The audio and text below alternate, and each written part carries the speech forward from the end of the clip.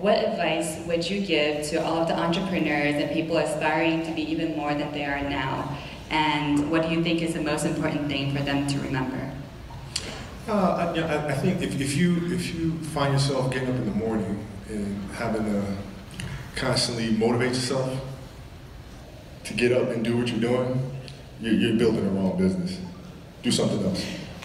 I think that's the most important part. Like you gotta have a passion for what it is that you're doing. You can't get up and say, okay, what's the biggest industry I can get in? And what's the biggest opportunity available? Let me go do that. That's not going to work. Right? You got to be able to have the passion and the love for it, because when you have that, you'll problem solve things. You'll be able to figure things out on the fly, because this is just what you love to do. That's the most important thing when you're building anything. So, if you don't have that, then I don't think you'll go very far. And for me, it was certainly true, whether building a studio, being an investor. I love what I'm doing, so.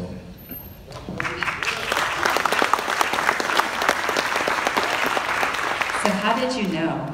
How did you know that at first basketball was right for you? How did you know that you wanted to get into investment and building businesses and supporting startups? Yeah, what felt right? It was twofold. So one, it's about seeing people reach their full potential.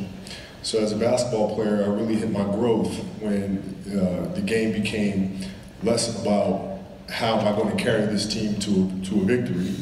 It became more about how can I help Lamar reach his full potential, Derek Fisher, Shannon Brown, Josh Powell, Paul Gasol. And I got a lot of enjoyment out of seeing them get better. And for investing, that's what it is to me. How can you help entrepreneurs reach that goal, reach that dream? How can you see them celebrate? How can you see them serve the world the best way that they possibly can? I enjoy that aspect of it. And then from the business side of it, I've seen too many athletes make really bad financial decisions and have these really horrible stories post-NBA career.